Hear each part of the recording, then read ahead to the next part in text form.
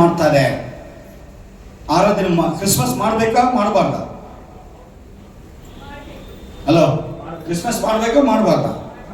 ಎಲ್ಲರೂ ಮಾಡ್ತಾ ಇದ್ದಾರೆ. ಒಂದು ಸತ್ಯ ಏನು ಗೊತ್ತಾ? ದೇವರು ನಮ್ಮ ಬೈಬಲ್ ಅಲ್ಲಿ ಹೇಳ್ತದೆ, ದೇವರು ಲೋಕದ ಮೇಲೆ ಪ್ರೀತಿ ನೆಟ್ಟು ತನ್ನ ಒಬ್ಬನೇ ಮಗನನ್ನು ಕೊಟ್ಟನು ಎಂಬುದಾಗಿ. ಹಲ್ಲೆಲೂಯ. ದೇವರು ಯಾರನ್ನ ಪ್ರೀತಿ ಮಾಡಿದಂತೆ? ಹಲೋ, ಯಾರನ್ನ ಪ್ರೀತಿ ಮಾಡಿದಂತೆ? ಲೋಕವನ್ನ ಪ್ರೀತಿ ಮಾಡಿದ. ಹೌದಾ? ಲೋಕದಲ್ಲಿ ಯಾರಿದ್ದಾರೆ? ಲೋಕದಲ್ಲಿ ಯಾರಿದ್ದಾರೆ? ಒಳ್ಳೆಯವರಿದ್ದಾರೆ, ಕೆಟ್ಟವರಿದ್ದಾರೆ.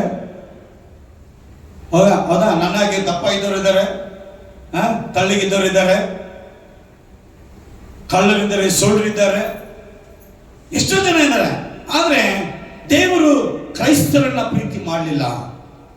ಕ್ರೈಸ್ತರನ್ನ ಪ್ರೀತಿ ಮಾಡಲಿಲ್ಲ, ಲೋಕವನ್ನ ಪ್ರೀತಿ ಮಾಡಿದ. ಹಲ್ಲೆಲೂಯ. ಬೈಬಲ್ ಹೇಳ್ತದೆ, ದೇವರು ಲೋಕವನ್ನು ಪ್ರೀತಿ ಮಾಡಿದ ಹೊರತು ಕ್ರೈಸ್ತರನ್ನಲ್ಲ ಪ್ರಿಯರೇ. ಹಲ್ಲೆಲೂಯ. ಯಾರು ಆತನನ್ನ ಹಿಂಬಾಲಿಸ್ತಾರೋ ಅವರಿಗೆ ಕ್ರೈಸ್ತರನ್ನುವಂತ ಹೆಸರು ಬಂತು. ಆದರೆ ದೇವರು ಮೊದಲು ಲೋಕವನ್ನ ಪ್ರೀತಿ ಮಾಡಿದ. ಇವತ್ತು ನಿನ್ನನ್ನ ನನ್ನನ್ನ ಪ್ರೀತಿ ಮಾಡಿದ ಕಾರಣ ಇವತ್ತು ನಾವಿಲ್ಲಿದ್ದೇವೆ.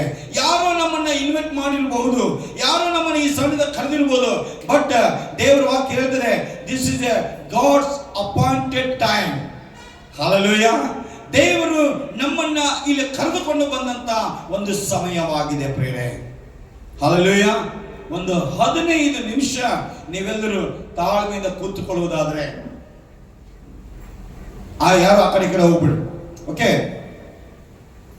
ಆದರೆ ದೇವರ ಉದ್ದೇಶಗಳನ್ನ ನಾವು ಅರ್ಥ ಮಾಡಿಕೊಳ್ಳೋಣ ಪ್ರಿಯರೇ. ಯಾಕೆ ಈ ಒಂದು ಕ್ರಿಸ್ಮಸ್ ಅನ್ನ ಆಚರಣೆ ಮಾಡ್ತಾ ಇದ್ದೇವೆ? ಒಂದು ವೇಳೆ ಇವತ್ತು ನೋಡಿ, ಲೋಕದಲ್ಲಿ ಎಲ್ಲ ಹಬ್ಬಗಳನ್ನು ಮಾಡ್ತಾರೆ, ಎಷ್ಟೋ ಹಬ್ಬಗಳನ್ನು ಮಾಡ್ತಾರೆ. ಎಷ್ಟು ಜನರಿಗೆ ಗೊತ್ತು ನಿಮ್ಮ ನಿಮ್ಮ ಹಬ್ಬಗಳನ್ನು ಯಾಕೆ ಮಾಡ್ತೀರಾ ಅಂತೇಳಿ? ಒಂದು ವೇಳೆ ನಾನು ಅನ್ಕೊಂಡ ಹಾಗೆ, ನನಗೆ ಎಲ್ಲ ರೀತಿಯಾದಂಥ ಫ್ರೆಂಡ್ಸ್ಗಳಿದ್ದಾರೆ ಲೋಕದಲ್ಲಿ, ಓಕೆ? ನಾನು ಎಷ್ಟೋ ಜನರಿಗೆ ಹೋಗಿ ಕೇಳ್ತೀನಿ, ನೀ ಹಬ್ಬ ಮಾಡ್ತಿದ್ಯಲ್ಲಪ್ಪ, ಯಾಕೆ ಹಬ್ಬ ಮಾಡ್ತಾ ಇದ್ದಿ ಅಂತ ಕೇಳಿದ್ರೆ, ಎಷ್ಟೋ ಜನ ಸುಮಾರು ಒಂದು 80-90% ಜನರಿಗೆ ಹಬ್ಬ ಯಾಕೆ ಮಾಡ್ತಾ ಇದ್ದಾರೆ ಅನ್ನುವಂಥದ್ದು ಅವ್ರಿಗೆ ಗೊತ್ತಿಲ್ಲ. ಇಲ್ರಿ, ನಮ್ದು ಇವತ್ತು ದೀಪಾವಳಿ, ಇವತ್ತು ದಸರಾ, ಇವತ್ತು ಮನ್ಯಾಗ ನಾವು ಹಬ್ಬ ಮಾಡತ್ತೀವಿ ಅಷ್ಟೇ. ಅದ್ರ ಉದ್ದೇಶ ಏನು, ಯಾಕೆ, ಅದರ ಒಂದು ಯಾಕೆ ನೀವು ಮಾಡ್ತಾ ಇದ್ರಿ, ಅದ್ರ ಹಿನ್ನೆಲೆ ಏನು, ಅದು ಹಿಸ್ಟ್ರಿ ಏನು ಅಂತ ಕೇಳಿದ್ರೆ ನಮ್ಗೆ ಗೊತ್ತಿಲ್ರಿ, ನಮ್ಮ ಅಪ್ಪ ಹೇಳಾರ ನಾವು ಮಾಡಾಕತ್ತೀವಿ. ಇಸ್ ರೈಟಾ? ಹೌದ್ರಿ? ಎಷ್ಟೋ ಸಂಗತಿಗಳು ಗೊತ್ತಿಲ್ಲ ನಮಗೆ, but we are celebrate festivals. ಹೌದಾ? ಹಬ್ಬಗಳನ್ನ ಆಚರಣೆ ಮಾಡ್ತಾ ಇದ್ದೇವೆ, ಬಟ್ ನಮಗೆ ಅದರ ಮೀನಿಂಗ್ ಗೊತ್ತಿಲ್ಲ, ಅದರ ಹಿನ್ನೆಲೆಗೆ ಗೊತ್ತಿಲ್ಲ, ಅದರ ಹಿಸ್ಟ್ರಿ ಗೊತ್ತಿಲ್ಲ. ಬಟ್ ಒಂದು ವೇಳೆ ನಾವು ಹಬ್ಬ ಮಾಡುವಂತ, ಆ ಒಂದು ಆರಾಧನೆ ಮಾಡುವಂತ, ಪೂಜಿಸುವಂತ ದೇವರಿಗೆ ಕೋಪ ಬರುತ್ತೆ ಇಲ್ರಿ? ಏನಪ್ಪ, ನಾವು ಹಬ್ಬ ಮಾಡಾಕತ್ತಾರ, ನನ್ನ ಬಗ್ಗೆ ಏನು ಗೊತ್ತಿಲ್ಲ ಇವರಿಗೆ, ಹೌದಾ? ಬಟ್ ನಾನು ಇವತ್ತು ಇಲ್ಲಿ ಈ ರೀತಿಯಾಗಿ ನಿಂತಿದ್ದೇನೆ ಅಂದ್ರೆ, ಎಲ್ಲ ಡೆಕೋರೇಷನ್ ಮಾಡಿದೀವಿ ಅಂದ್ರೆ, ನಿಮ್ಮನ್ನೆಲ್ಲ ಕರೆದಿದ್ದೀವಿ ಅಂದ್ರೆ, ನಾವೆಲ್ಲ ಹಬ್ಬವನ್ನು ಮಾಡ್ತಾ ಇದೀವಿ ಅಂದ್ರೆ ಅದಕ್ಕೊಂದು ಉದ್ದೇಶ ಇದೆ. Hallelujah. Reason for the season. Hallelujah. ಈ ಒಂದು ಸೀಸನ್ ಡಿಸೆಂಬರ್ 2024 ಡಿಸೆಂಬರ್ ತಿಂಗಳು, ಅದು ಒಂದು ಸೀಸನ್. ಯಾವ ಸೀಸನ್? Christmas season. ಹಲ್ಲೆಲೂಯ. ನೀವು ಮಾಲಲ್ಲಿ ಹೋಗ್ರಿ, ಬೇರೆ ಬೀದಿಗಳಲ್ಲಿ ಹೋಗ್ರಿ, ದೊಡ್ಡ ದೊಡ್ಡ ಅಂಗಡಿಗಳಲ್ಲಿ ಹೋಗ್ರಿ, ಯಾವುದೇ ಸಂಗತಿಯಲ್ಲಿ ಹೋಗ್ಲಿ, ಏನಿದೆ, ಯಾವ ಕಲರ್ ಹೆಚ್ಚು ಚೆನ್ನಾಗಿ ಕಾಣುತ್ತೆ? ಯಾವ ಕಲರ್ ಇರುತ್ತೆ? ರೆಡ್, ವೈಟ್ ಮತ್ತೆ ಗ್ರೀನ್. ಹಲ್ಲೆಲೂಯ. ಅವೆಲ್ಲ ಕ್ರಿಸ್ತನ ಅಥವಾ ಕ್ರಿಸ್ಮಸ್ ಹಬ್ಬದ ಒಂದು ಕಲರ್. ಹಲ್ಲೆಲೂಯ. ಆ ಒಂದು ರೀಸನ್, ಆ ಒಂದು ಸೀಸನ್ಗೆ ದೇವರು ತಕ್ಕ ಒಂದು ಉದ್ದೇಶಗಳನ್ನ ಆತನು ಕೊಡುವಾತನಾಗಿದ್ದಾನೆ. ಹಲ್ಲೆಲೂಯ. ಎಷ್ಟು ಜನರಿಗೆ ಕ್ರಿಸ್ಮಸ್ ಅಂದ್ರೆ ತಿಳ್ಕೊಬೇಕಂತ ಆಸೆ ಇದೆ? ಯಾರಿಗೂ ಆಸೆ ಇಲ್ವಾ? ತಿಳ್ಕೊಡ್ರಿ, ಅದನ್ನ ನೀವು ಹಿಂಬಾಲಿಸಿಲ್ಲ ಅಂದ್ರೆ ನೋ ಪ್ರಾಬ್ಲಮ್. ಆದರೆ ಕ್ರಿಸ್ಮಸ್ ಏನಂತ ತಿಳ್ಕೊಳ್ರಿ. ತಿಳ್ಕೊಳ್ಳೋದಕ್ಕೆ ಏನಾದ್ರು ಬೇಕಾ? ತಿಳ್ಕೊಳ್ಳೋದಕ್ಕೆ ಏನಾದ್ರು ಬೇಕಾ? ನೋಡ್ರಿ, ಎಷ್ಟೋ ಜನ ಬ್ಯಾಚುಲರ್ ಡಿಗ್ರಿ ಮಾಡ್ತಾರೆ, ಬ್ಯಾಚುಲರ್ ಡಿಗ್ರಿ ಮಾಡ್ತಾರೆ, ಮಾಸ್ಟರ್ಸ್ ಡಿಗ್ರಿ ಮಾಡ್ತಾರೆ, ಎಲ್ಲ ಮಾಡ್ತಾರೆ. ಆದ್ರೆ ಎಲ್ಲರೂ ಕೆಲಸ ಮಾಡ್ತಾ ಇದಾರೆ? ಮಾಡ್ತಾ ಇದ್ದಾರೆ. ಓದಿದೀವಿ ಅಷ್ಟೇ, ಮಾಸ್ಟರ್ ಡಿಗ್ರಿ ಇದೆ, ಬಟ್ ಕೆಲಸ ಮಾಡ್ತಾ ಇಲ್ಲ. ಹಾಗೆ ಕ್ರಿಸ್ಮಸ್ ಅನ್ನೋದು ತಿಳ್ಕೊಳ್ರಿ. ಅದು ನೀವು ಹಿಂಬಾಲಿಸಿದ್ರೆ ಅಂದ್ರೆ ನೋ ಪ್ರಾಬ್ಲಮ್. ನಾವು ನಿಮ್ಮನ್ನ ಏನ್ ಮಾಡೋದಿಲ್ಲ, ಮತಾಂತರ ಮಾಡೋದಿಲ್ಲ. ನಾವು ಏನ್ ಮಾಡೋದಿಲ್ಲ, ನಿಮ್ಮನ್ನ ಫೋರ್ಸ್ ಮಾಡೋದಿಲ್ಲ. ಬಟ್ ಕ್ರಿಸ್ಮಸ್ ಏನಂದ ತಿಳ್ಕೊಳ್ಳಿ ಸರ್. Hallelujah, hallelujah. ಓಕೆ, ಈ ಸಮಯದಲ್ಲಿ ಕ್ರಿಸ್ಮಸ್ ಯಾಕೆ ನಾವು ಆಚರಿಸ್ತಾ ಇದ್ದೀವಿ ಅಂದ್ರೆ ಮೊದಲನೆಯ ಸಂಗತಿ, ಹಲ್ಲೆಲೂಯ, ಮೊದಲನೇ ಫಸ್ಟ್ ರೀಸನ್, ಮೊದಲನೆಯ ಕಾರಣ ಏನಪ್ಪಾ ಅಂತಂದ್ರೆ ಬೈಬಲ್ ಅಲ್ಲಿ ಆದಿಯಲ್ಲಿ ಇನ್ ದ ಬಿಗಿನಿಂಗ್ ದೇವರು ಎಲ್ಲವನ್ನು ಸೃಷ್ಟಿ ಮಾಡಿದ. ಸೃಷ್ಟಿ ಮಾಡಿ ಗಿಡಗಳನ್ನ, ಪ್ರಾಣಿ ಪಕ್ಷಿಗಳನ್ನ ಉಂಟು ಮಾಡಿ ಅದನ್ನೆಲ್ಲದರ ಮೇಲೆ ದೊರೆತನ ಮಾಡುವುದಕ್ಕಾಗಿ ಮನುಷ್ಯರೇ ಬೇಕಾಗಿದ್ರು. ಯಾರು ಬೇಕಾಗಿದ್ರು? ಮನುಷ್ಯರು ಬೇಕಾಗಿದ್ರು. ಆ ಮನುಷ್ಯರು ಬೇಕಾಗಿದ್ದ ಕಾರಣ ದೇವರು ಏನ್ ಮಾಡಿದ ಅಂದ್ರೆ ಆದಾಮ ಮತ್ತು ಈವ್, ಹವ್ವಳು ಎಂಬುದಾಗಿ ಇಬ್ಬರು ಮನುಷ್ಯರನ್ನ ಉಂಟು ಮಾಡಿದ. ಹಲ್ಲೆಲೂಯ. ಆದಾಮ ಮತ್ತು ಈವ್ ಎಂಬ ಒಂದು ಹವ್ವಳು ಎಂಬ ಇಬ್ಬರನ್ನ ಗಂಡು ಹೆಣ್ಣು, ಹಲ್ಲೆಲೂಯ, ಗಂಡು ಹೆಣ್ಣಾಗಿ ಅವರನ್ನು ಉಂಟು ಮಾಡಿದ. ಉಂಟು ಮಾಡಿದ ಮೇಲೆ ಅಲ್ಲಿ ಅವರ ಜೊತೆ ದೇವರು ಒಂದು ಒಳ್ಳೆ ಸಂಬಂಧವನ್ನು ಇಟ್ಟುಕೊಂಡಿದ್ದ. ಹಲ್ಲೆಲೂಯ. ಇವತ್ತು ಎಷ್ಟು ಜನರಿಗೆ ದೇವರೊಟ್ಟಿಗೆ ಸಂಬಂಧ ಇದೆ? ಯಾರಾದ್ರೂ ಹೇಳ್ಬೋದಾ? I have relationship with my god ಹೇಳ್ಬೋದಾ? ನನ್ನ ಸಂಬಂಧ ನನ್ನ ದೇವರೊಟ್ಟಿಗೆ ಒಳ್ಳೆ ಸಂಬಂಧ ಇಟ್ಟುಕೊಂಡಿದ್ದೇನೆ ಇದೆಯಾ? ಇವತ್ತು ಎಷ್ಟೋ ಜನ ಗೊತ್ತಿಲ್ರಿ ಆ ರಿಲೇಶನ್ಶಿಪ್ ಅಂದ್ರೆ ಏನು ಗೊತ್ತಿಲ್ಲ. ಗಾಡ್ಲಿ ಡಿವೈನ್ ರಿಲೇಶನ್ಶಿಪ್ ಅಂತ ಎಷ್ಟೋ ಜನರಿಗೆ ಗೊತ್ತಿಲ್ಲ. But I can say I have relation with my god. Hallelujah.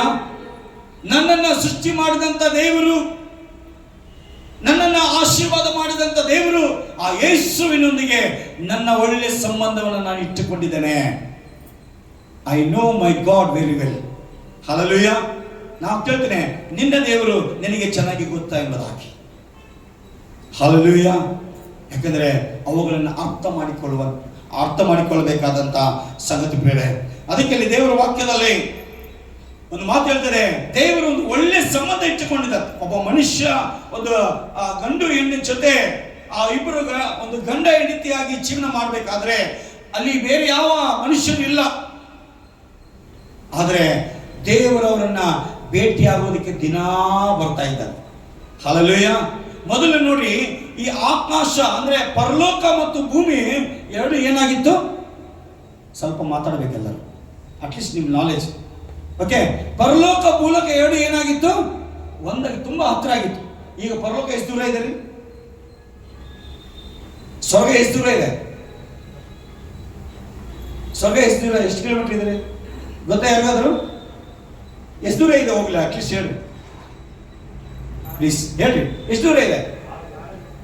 ತುಂಬಾ ದೂರ ಇದಲ್ಲ. ಯಾಕೆ ಪರಲೋಕ ಹತ್ತಿರವಾದದ್ದು, ಸ್ವರ್ಗ ಹತ್ತಿರವಾಗಿತ್ತು, ಯಾಕೆ ದೂರ ಆಯ್ತು? ಯಾಕೆ ದೂರ ಆಯ್ತು? ಮನುಷ್ಯ ಮಾಡಿದಂತ ಪಾಪದ ಕಾರಣ ದೇವರು ಆತನು ಏನಾಗಿದೆ, ನಮಗೆ ಮನುಷ್ಯನಿಗೆ ದೂರವಾಗಿದ್ದಾನೆ. ಪ್ರತಿಯೊಬ್ಬ ಮಾನವ ಕುಲ, ಪ್ರತಿಯೊಬ್ಬ ಮನುಷ್ಯ ಇದನ್ನು ಅರ್ಥ ಮಾಡಿಕೊಳ್ಬೇಕ್ರಿ. ಯಾಕೆ ದೇವರು ದೂರವಾಗಿದ್ದಾನೆ? ಯಾಕೆ ಸ್ವರ್ಗ ದೂರವಾಗಿದೆ? ಹಲ್ಲೆಲೂಯಾ. ನಮ್ಗೆ ಗೊತ್ತಿರ್ಬೇಕ್ರಿ, ಇವತ್ತು ನಾವು ಸತ್ತರೆ ಎಲ್ಲಿ ಹೋಗ್ತೀವಿ ಅಂತ ಗೊತ್ತಿದೆಯಾ? ನಾವು ಸತ್ತರೆ ಎಲ್ಲಿ ಹೋಗ್ತೀವಿ ಗೊತ್ತೇನ್ರಿ? ಹಲೋ, ಕೇಳಿ, ಅಕ್ಕಪಕ್ಕ ಹೇಳ್ರಿ, ಒಬ್ರಿಗೊಬ್ರು ಹೇಳ್ರಿ, ನೀ ಸತ್ತರೆ ಎಲ್ಲಿ ಹೋಗ್ತಿದ್ ಕೇಳ್ರಿ, ಪಕ್ಕದಲ್ಲಿ ಇದ್ದವ್ರು ಕೇಳ್ರಿ ಪ್ಲೀಸ್.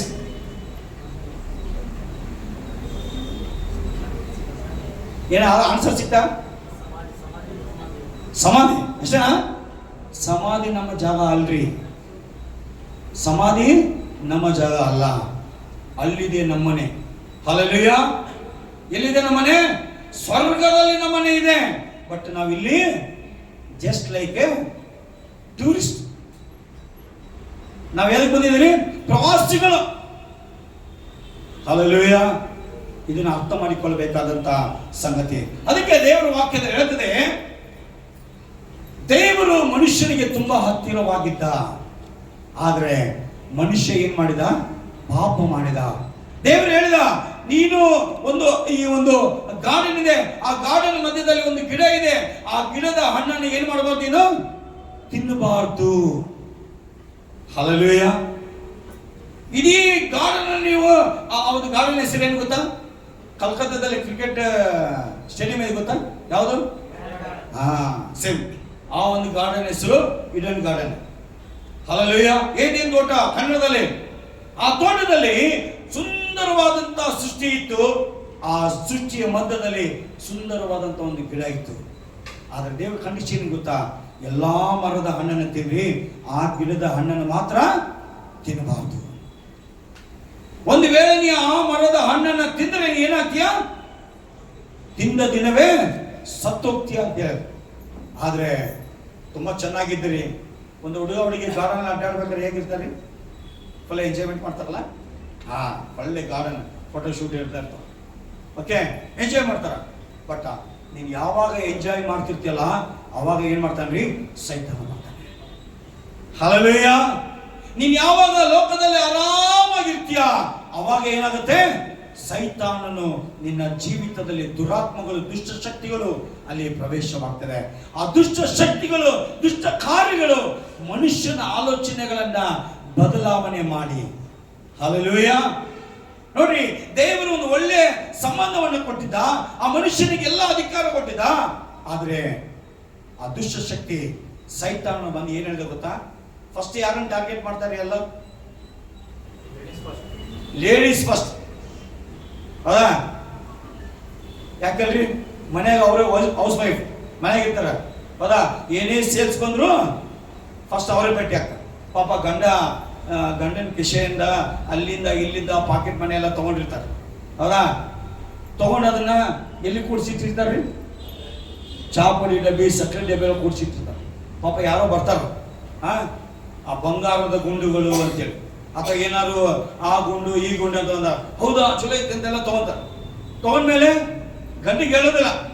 ಸ್ವಲ್ಪ ದಿವಸ ಆದ್ಮೇಲೆ ಎಲ್ಲ ನೈಸ್ ಮಾಡಿ ಟೈಮ್ ಎಲ್ಲ ನೋಡ್ಕೊಂಡು, ಇಲ್ರಿ ನೀವು ತಗೊಂಡು ಕೊಟ್ಟಿದ್ರಲ್ಲ, ಹಿಂಗೆ ಮಾಡಿ ನಾನು ಸರ ತಗೊಂಡೆ, ಇಲ್ಲ ಅದನ್ನ ತಗೊಂಡೆ, ಸೀರೆ ತಗೊಂಡೆ, ಇದನ್ನ ತಗೊಂಡೆ.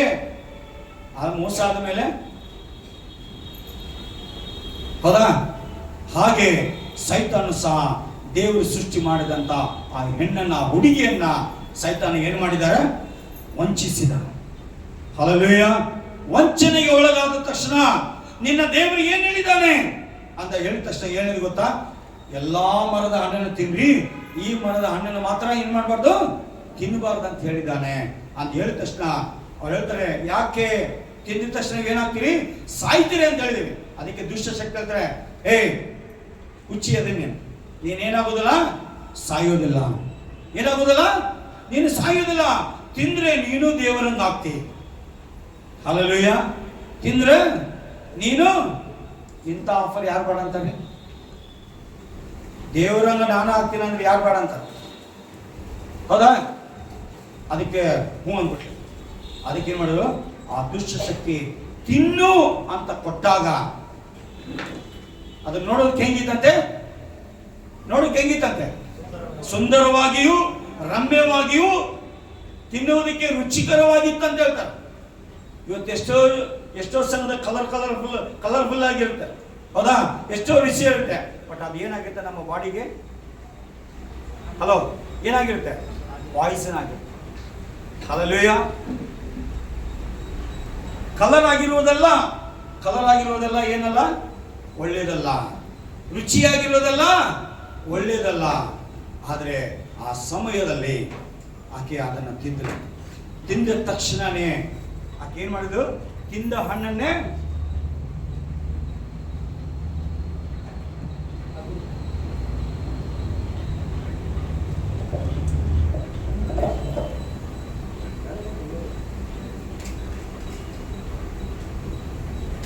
ತಿಂದ ದಿನವೇ ಅಲ್ಲಿ ದೇವರ ವಾಕ್ಯ ಹೇಳ್ತದೆ, ಅವರು ಪಾಪಿಗಳು ಎನ್ನುವಂತ ಮನೋಭಾವನೆ ಅವರಿಗೆ ಬಂತು ಎಂಬುದಾಗಿ.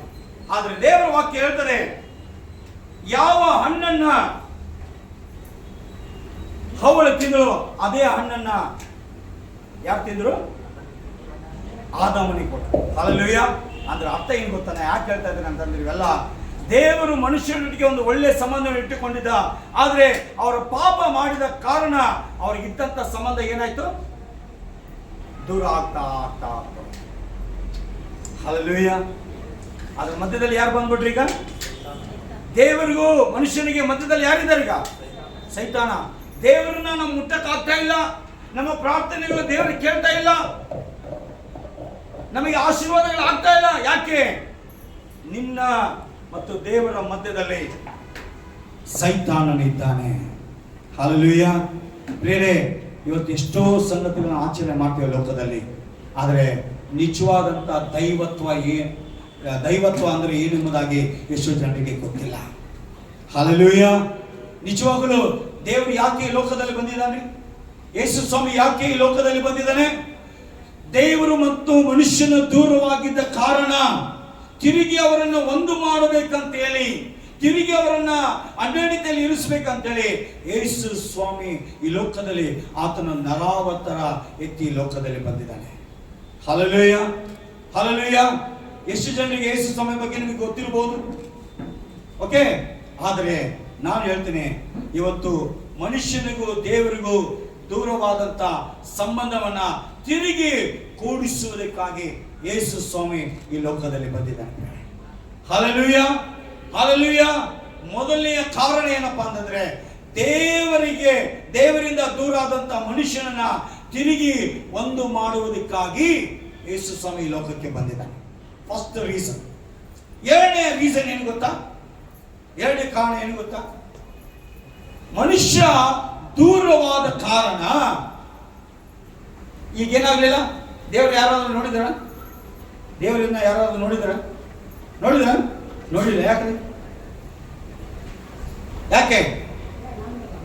ಯಾಕೆ ನೋಡ್ತಾ ಇಲ್ಲ? ನಮ್ಮ ಕಣ್ಣುಗಳು, ನಮ್ಮ ದೇಹ ಅದು ಪಾಪ ಮಾಡಿಬಿಟ್ಟಿದೆ. ಆ ಪಾಪದಿಂದ ದೇವರನ್ನ ನೋಡ್ಲಿಕ್ಕೆ ಸಾಧ್ಯನಾ? ಇಲ್ಲ. ಹಲ್ಲೆಲೂಯಾ. ಅದಕ್ಕಾಗಿ ಮನುಷ್ಯ ತನಗೆ ಇಷ್ಟ ಬಂದ ಹಾಗೆ ಲೋಕದಲ್ಲಿ ದೇವರನ್ನ ಆತನು ಮಾಡಿಕೊಂಡು ದೇವರ ಅಲ್ಲದವುಗಳನ್ನ ಆತನು ಹಿಂಬಾಲಿಸ್ತಾ ಹೋಗ್ಬಿಟ್ಟ. ಹಲ್ಲೆಲೂಯಾ. ದೇವರ ಹೆಸರಲ್ಲಿ ಚಟ್ಟಗಳನ್ನು ಮಾಡಿದ, ದೇವರ ಹೆಸರಲ್ಲಿ ಕೆಟ್ಟ ಕೆಲಸ ಕಾರ್ಯಗಳು. ಇವತ್ತು ನೋಡ್ರಿ, ಲೋಕದಲ್ಲಿ ಹುಟ್ಟಿದಾಗೂ ಸತ್ತಾಗೂ ಎರಡು, ಹೌದಾ? ಹಬ್ಬದಾಗೂ, ಸಂತೋಷ ದಿನ, ಎಲ್ಲ ಸಮಯದಲ್ಲಿ. ಆದರೆ ಎಷ್ಟು ಪಾಪ ಮಾಡಿ ಮಾಡಿ ಮಾಡಿ ಮಾಡಿ ದೇವರಿಂದ ದೂರವಾದರು. ಹಲ್ಲೆಲೂಯಾ. ಇವತ್ತು ದೇವರನ್ನ ಮೆಚ್ಚಿಸಲಿಕ್ಕೆ ಲೋಕ ಏನ್ ಮಾಡ್ತಾ ಇದ್ದಾರೆ? ಲೋಕ ಏನ್ ಮಾಡ್ತಾ ಇದೆ? ಎಷ್ಟೋ ಯಜ್ಞ ನೈವೇದ್ಯಗಳನ್ನು ಸಮರ್ಪಿಸ್ತಾರೆ. ಎಷ್ಟೋ ನೋಡ್ರಿ, ಒಂದು ಸತ್ಯ ಹೇಳ್ತೇನೆ, ಋಗ್ವೇದದಲ್ಲಿ ಒಂದು ಮಾತು ಹೇಳ್ತದೆ, ಪರರಕ್ತ ಪಾಪ ರಕ್ತದಿಂದ ಮೋಕ್ಷಣೆ ಆಗಬೇಕೆಂಬುದಾಗಿ ದೇವರು ವಾಕ್ಯಂತಾನೆ. ಯಾರಾದರೂ ಪಾಪ ಮಾಡಿದರೆ ಆ ಪಾಪ ಯಾವುದರಿಂದ ಪ್ರೋಕ್ಷಣೆ ಆಗ್ಬೇಕಂತೆ? ರಕ್ತದಿಂದ. ಯಾವ ರಕ್ತ? ಕೋಳಿ ರಕ್ತನ ಅಥವಾ ಬೇರೆ ಯಾವ ಪ್ರಾಣಿ ರಕ್ತನ? ಮನುಷ್ಯ ಮಾಡಿದಂತ ಪಾಪಕ್ಕೆ ಪ್ರತಿಫಲವಾಗಿ ಪ್ರಾಣಿಗಳನ್ನು ಬಲಿ ಕೊಡುವುದಲ್ರಿ. ಹಲ್ಲೆಲೂಯಾ. ಆ ಸಿಸ್ಟಮ್ ಅನ್ನ ದೇವರು ತೆಗೆದು ಹಾಕ್ಬಿಟ್ಟ. ಹಲ್ಲೆಲೂಯಾ. ಮನುಷ್ಯ ಪಾಪ ಮಾಡಿದ್ರಿಂದ ಮನುಷ್ಯನೇ ಸಾಯ್ಬೇಕು. ಹಲ್ಲೆಲೂಯಾ. ಮನುಷ್ಯನೇ ಸಾಯ್ಬೇಕೆಂಬುದಾಗಿ ದೇವರು ತೀರ್ಮಾನ ಮಾಡಿದ. ಹಲ್ಲೆಲೂಯಾ. ಅದಕ್ಕಾಗಿ ಅಲ್ಲಿ ದೇವರ ವಾಕ್ಯ ಹೇಳ್ತದೆ, ಒಂದು ಕಡೆ ಎಲ್ಲರೂ ಏನ್ ಮಾಡಿದ್ರು? ಪಾಪ ಮಾಡಿ ಏನೋ ಒಂದು ಕುರಿನೋ ಕೋಳಿನೋ ಬಲಿ ಕೊಟ್ಟು ಮತ್ತೆ ಏನ್ ಮಾಡ್ತಾ ಇದ್ರು? ಮತ್ತೆ ಪಾಪ ಮಾಡ್ತಾ ಇದ್ರು. ಏನು, ನಾನು ಅಂತ ಸಾಯಲ್ಲ, ಏನೋ ಒಂದು ಕುರಿ ಅಲ್ಲ, ಏನೋ ಒಂದು ಕೋಳಿ ಅಲ್ಲ, ಯಾವುದೋ ಒಂದು ಬಲಿ ಕೊಟ್ಟು ನಾನು ಸೇಫ್. ಇಲ್ಲ, 100 ತೆಂಗಿನಕಾಯಿ ಹೊಡಿ, ಪಾಪ ಪರಿಹಾರ ಆಗುತ್ತೆ. ದೀರ್ಘ ನಮಸ್ಕಾರ ಮಾಡು, ಪಾಪ ಪರಿಹಾರ ಆಗುತ್ತೆ. ಈ ಲೋಕದಲ್ಲಿ ಅನೇಕ ಸಂಗತಿಗಳು ಬಂತು. ಆದರೆ ದೇವರು ಏನ್ ಮಾಡಿದ? ಈ ಎಲ್ಲ ಯಜ್ಞಗಳು ಬೇಡಪ್ಪ.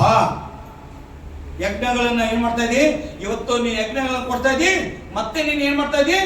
ಮತ್ತೆ ಪಾಪ ಮಾಡ್ತಾ ಇದ್ದೀ. ಬೇಡ, ಇದಕ್ಕೆ ಒಂದೇ ಒಂದು ಯಜ್ಞ ಸಾಕು. ಹಲ್ಲೆಲೂಯಾ. ಒಂದೇ ಒಂದು ಯಜ್ಞ ಸಾಕು, ಅದು ಯೇಸು ಸ್ವಾಮಿ. Hallelujah, hallelujah. ಅದಕ್ಕೆ ಆತನು ಇಡೀ ಮಾನವ ಕುಲಕ್ಕೋಸ್ಕರ ಶಿಲುಬೆಯಲ್ಲಿ ಆತನ ಪ್ರಾಣವನ್ನು ಕೊಟ್ಟ. ಹಲ್ಲೆಲೂಯ. ಎಷ್ಟು ಜನರಿಗೆ ಗೊತ್ತು ಯೇಸು ಸ್ವಾಮಿ ಶಿಲುಬೆ ನೋಡಿದ್ರಲ್ಲ? ಆತನಿಗೆ ಇದಲ್ಲ ನೋಡಿದ್ರಲ್ಲ? ಆತನ ತಲೆಗೆ ಕಿರೀಟವಾಗಿರ್ತಾರೆ, ಎಡೆಗೆ ಬಲಗೆಗೆ ಮೊಳೆಯನ್ನು ಹೊಡೆದಿರ್ತಾರೆ, ಮತ್ತು ಕಾಲಿಗೆ ಮತ್ತು ಕೈಗೆ ಈಟಿಯಲ್ಲಿ ಚುಚ್ಚಿರ್ತಾರೆ. ಇದೇನು ಗೊತ್ತಾ? ಋಗ್ವೇದದಲ್ಲಿ ಹೇಳಿದೆ ಪಂಚಗಾಯ ನಮಃ ಅಂತ. ಏನಂತ? ಪಂಚಗಾಯ. ಯಾರಿಗಾದ್ರೂ ಋಗ್ವೇದಗಳು ಗೊತ್ತಾ? ಉಪನಿಷತ್ತುಗಳು ಗೊತ್ತಾ? ಭಗವದ್ಗೀತೆ ಗೊತ್ತಾ? ತಿಳುವಳಿಕೆ ಇರಬೇಕ್ರಿ. ಹಲ್ಲೆಲೂಯ. ನಾನೊಬ್ಬ ಕ್ರೈಸ್ತನಾದ್ರೂ ಬೈಬಲ್ ಅಷ್ಟೇ ಅಲ್ಲ, ಉಪನಿಷತ್ತುಗಳನ್ನು ತಿಳ್ಕೊಂಡಿದ್ದೇನೆ, ವೇದಗಳನ್ನು ತಿಳ್ಕೊಂಡಿದ್ದೇನೆ, ಕುರಾನಲ್ಲಿ ಇರುವಂತಹ ಸಂಗತಿಯನ್ನು ತಿಳ್ಕೊಂಡಿದ್ದೇನೆ. ಯಾಕೆಂದ್ರೆ ಸತ್ಯವನ್ನು ನಾನು ತಿಳ್ಕೊಳ್ಬೇಕೆಂಬುದಾಗಿ. ಹಲ್ಲೆಲೂಯ. ನಮ್ಮಪ್ಪ ನನಗೇನು ಕಲಿಸಿಕೊಟ್ಟನೆ ಬೇಡ, ದೇವರು ನನಗೇನು ಮಾಡಿದ್ದಾನೆ ಅದು ನನಗೆ ಬೇಕು. ಹಲ್ಲೆಲೂಯ. ನೋಡಿ, ಆ ಒಂದು ಹವಳು ಆಕೆ ತಿಂದ ಹಣ್ಣನ್ನೇ ಗಂಡನಿಗೆ ಕೊಟ್ಟರು. ಬೇರೆ ಹಣ್ಣು ಕೊಡ್ಬೋದಿತ್ತಲ್ಲ ಅವನಿಗೆ, ಯಾಕೆ ಕೊಡಲಿಲ್ಲ? ಇವತ್ತು ನಾವು ಸಹ ಏನು ಮಾಡ್ತಾ ಇದ್ದೀವಿ? ಅಪ್ಪ ಏನು ಮಾಡ್ಕೊಂತ ಬಂದನು, ಹಿರಿಯರು ಏನು ಮಾಡ್ಕೊಂಡ್ರು, ನಾವು ಅದನ್ನೇ ಮಾಡ್ತಾ ಇದ್ದೀವಿ. ಅವ್ರು ಮಾಡಿದಂಥ ತಪ್ಪನ್ನೇ ನಾವು ಮಾಡ್ತಾ ಇದ್ದೀವಿ. ಇವತ್ತು ಲೋಕದಲ್ಲಿ ಎಷ್ಟೋ ಜನರಿಗೆ ನೋಡಿ, ತಂದೆ ತಾಯಿ ಮಾಡಿದಂಥ ಸಂಗತಿಗಳನ್ನ ಮಕ್ಕಳು ಮಾಡ್ತಾ ಇಲ್ಲ. ಯಾಕೆ? ಅವ್ರಿಗೆ ಇಷ್ಟ ಇಲ್ಲ. ಯಾಕೆ? ಟ್ರೆಂಡ್ ಚೇಂಜ್ ಆಗ್ಬಿಟ್ಟಿದೆ ಅಂತ. Trend change. ಬಟ್ ಆದರೆ ಇವತ್ತು ನಿನ್ನ ನನ್ನ ಜೀವಿತದಲ್ಲಿ ದೇವರು ಏನು ಮಾಡಿದ್ದಾನೆ ಎಂಬುದಾಗಿ ನಾವು ಅರ್ಥ ಮಾಡಿಕೊಳ್ಬೇಕಾಗಿದೆ. ಹಲ್ಲೆಲೂಯ. ಮನುಷ್ಯ ಪಾಪ ಮಾಡಿದ ಕಾರಣ ಆತನು 5 ಗಾಯಗಳನ್ನು ಭರಿಸಿಕೊಂಡ ಬಿಡಿದೆ. ಅದಕ್ಕೆ ಋಗ್ವೇದದಲ್ಲಿ ಹೇಳ್ತದೆ ಪಂಚಗಾಯ ನಮಃ ಎಂಬುದಾಗಿ. 5 ಗಾಯವುಳ್ಳಂತ ದೇವರು, 5 ಗಾಯವುಳ್ಳಂತ ಮನುಷ್ಯನಿಗೆ ಸ್ತೋತ್ರ ಎಂಬುದಾಗಿ. Hallelujah, hallelujah. ಅದು ಮಾತ್ರವಲ್ಲದೆ ಆತನು ನಿನಗೋಸ್ಕರ ನನಗೋಸ್ಕರ ಆತನು ಸತ್ತು ತಿರುಗಿ ಆತನೇನಾದರೆ ಎದ್ದು ಬಂದನು ಅಂತ ಹೇಳ್ತಾರೆ. ಬದುಕಿ ಬಂದ ಅಂತಲ್ಲ, ಅಥವಾ ಹುಟ್ಟಿ ಬಂದ ಅಂತಲ್ಲ, ಎದ್ದು ಬಂದನು. ಹೇಗೆ ಸತ್ತನು ಹಾಗೆ ಎದ್ದನು ಎಂಬುದಾಗಿ ದೇವರ ವಾಕ್ಯ ಹೇಳ್ತದೆ. ಸತ್ತವರಲ್ಲಿ ಹುಡುಕುವವನು, ಸತ್ತವರಲ್ಲಿ ಎದ್ದು ಬಂದವನನ್ನ ನೀವು ಎಲ್ಲಿ ಹುಡುಕ್ತಾ ಇದ್ದೀರಿ? ಹಲ್ಲೆಲೂಯ. ಯೇಸು ಸ್ವಾಮಿ ಸತ್ತಿಲ್ಲ ರೀ, ಆತನು ಇವತ್ತಿಗೂ ಜೀವಂತವಾಗಿದ್ದಾನೆ. Jesus is alive.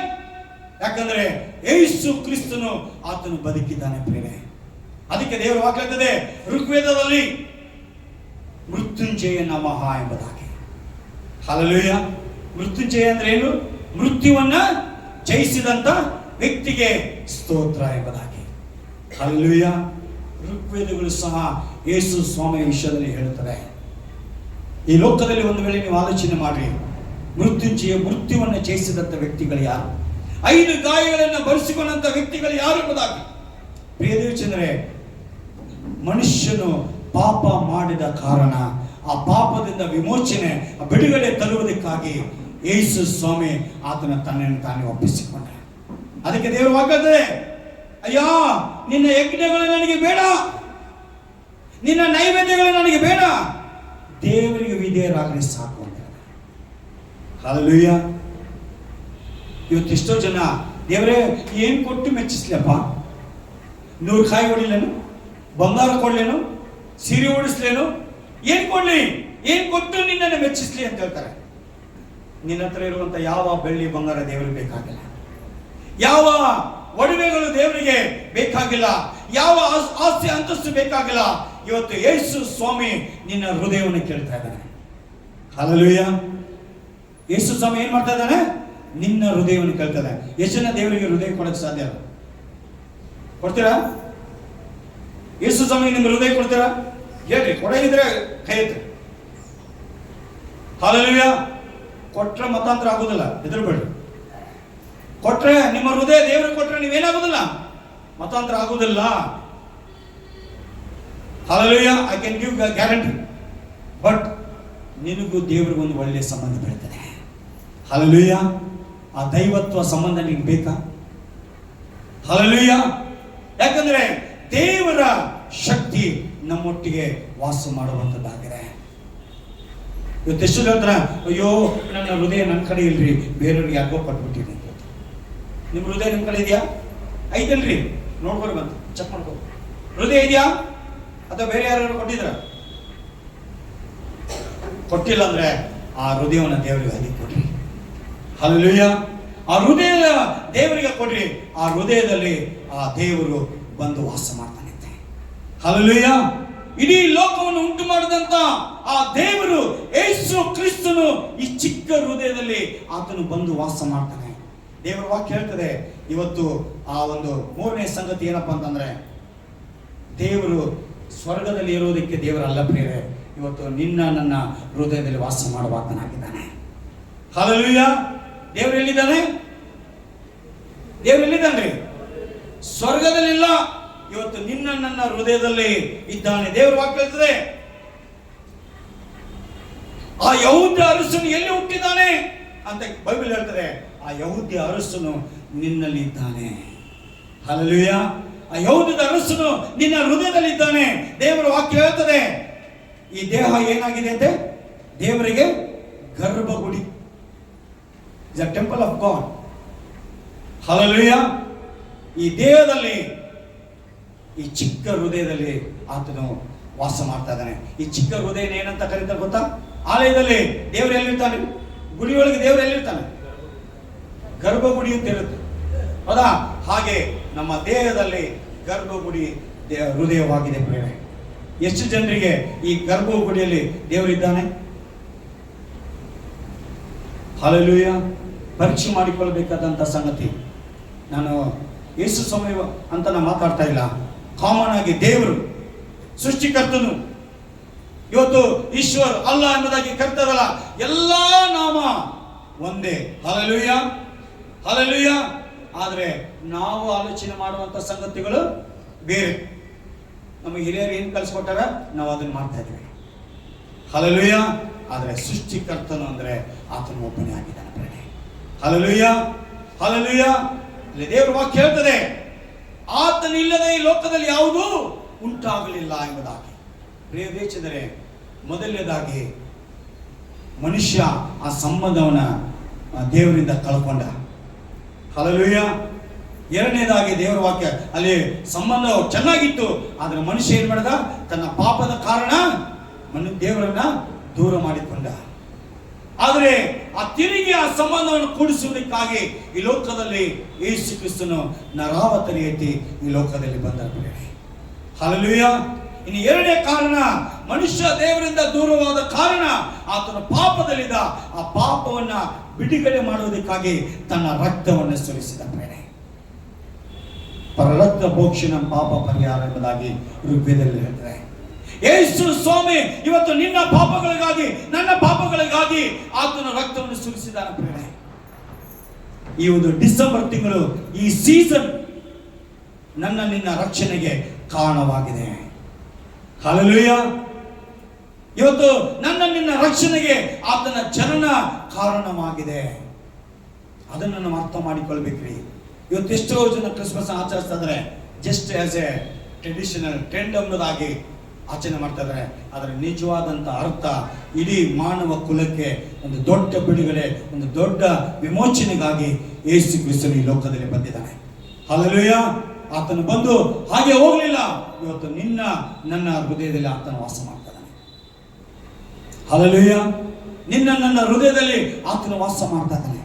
ಒಂದು ವೇಳೆ ಇಲ್ಲಿ ಕೂತಂತವರಲ್ಲಿ ಒಂದು ವೇಳೆ ಆ ಯೇಸು ದೇವರೇ ನೀನು ಸ್ವರ್ಗದಲ್ಲಪ್ಪ, ನನ್ನ ಹೃದಯದಲ್ಲಿ ವಾಸ ಮಾಡು, ಇವತ್ತು ನಿನಗೋಸ್ಕರ ನನ್ನ ಹೃದಯ ನಾನು ಕೊಡ್ತೀನಿ. ಹಲ್ಲೆಲೂಯಾ. ಯಾರಿಗೋ ಕೊಟ್ಟು ಹೃದಯ ಹಾಳು ಮಾಡ್ಕೋಬೇಡಿ, ನಿಮ್ಮ ಹೃದಯಗಳನ್ನು ದೇವರಿಗೆ ಕೊಡ್ರಿ. ಹಲ್ಲೆಲೂಯಾ. ದೇವರು ವಾಸ ಮಾಡಬೇಕಾ, ಬೇರೆ ಯಾರು ವಾಸ ಮಾಡಬೇಕಾ? ಹಲೋ, ದೇವರು ವಾಸ ಮಾಡಬೇಕಾ, ಬೇರೆ ಯಾರಾದ್ರೂ ವಾಸ ಮಾಡ್ಬೇಕು ಹೃದಯದಲ್ಲಿ? ದೇವರು ವಾಸ ಮಾಡಿದಂದ್ರೆ ನಿಮ್ಮ ಜೀವಿತ ಆಶೀರ್ವಾದ ಮಾಡ್ತಾನೆ, ನಿಮ್ಮ ಕುಟುಂಬ ಆಶೀರ್ವಾದವಾಗುತ್ತೆ, ನಿನ್ನ ಕೆಲಸ ಆಶೀರ್ವಾದವಾಗುತ್ತೆ, ನಿನ್ನ ವಿದ್ಯಾಭ್ಯಾಸ ಆಶೀರ್ವಾದವಾಗುತ್ತೆ, ನಿನ್ನ ಭವಿಷ್ಯದ ಆಶೀರ್ವಾದವಾಗುತ್ತೆ. ಇಲ್ಲ ಬೇರೆ ಯಾರು ಆಧಾರ ಅಂತಂದ್ರೆ ನಾನು ಹೇಳ್ತೀನಿ ರೀ, ನಮ್ಮಷ್ಟು ದುರಾದೃಷ್ಟತೆ ಅಥವಾ ಶಾಪಗ್ರಸ್ತ ನಾವು ಯಾರಿಲ್ಲ. ಹಲ್ಲೆಲೂಯಾ. ದೇವರನ್ನ ನೀವು ಹೃದಯದಲ್ಲಿ ಇಟ್ಟುಕೊಳ್ಳ್ರಿ. ದೇವರನ್ನೇ ನಿಮ್ಮ ಮುಂದೆ ಇಟ್ಟುಕೊಳ್ರಿ, ದೇವರನ್ನೇ ನಿಮ್ಮ ಕೆಲಸದಲ್ಲಿ ಇಟ್ಟುಕೊಳ್ರಿ, ದೇವರನ್ನೇ ನಿಮ್ಮ ಭವಿಷ್ಯದಲ್ಲಿ ಇಟ್ಟುಕೊಳ್ರಿ. ಆ ದೇವರು, ಆ ಯೇಸು ಕ್ರಿಸ್ತನು ನಿಮ್ಮನ್ನು ಆಶೀರ್ವಾದ ಮಾಡ್ತಾನೆ. ಹಲ್ಲೆಲೂಯಾ. ಇವತ್ತು ಒಂದು ಕ್ಷಣ ನಾವೆಲ್ಲರೂ ಎದ್ದು ನಿಂತ್ಕೊಳ್ಳೋಣ. ದೇವರ ಸನ್ನಿಧಾನದಲ್ಲಿ ನಾವು ಕೇಳಿದಂತ 3 ಸಂಗತಿಗಳನ್ನು. ಮನುಷ್ಯನು ದೇವರಿಂದ ದೂರ ಆದ, ಆದರೆ ದೇವರಿಗೆ ಇಷ್ಟ ಇರಲಿಲ್ಲ ದೂರವಾದಂಥ ಮನುಷ್ಯನನ್ನ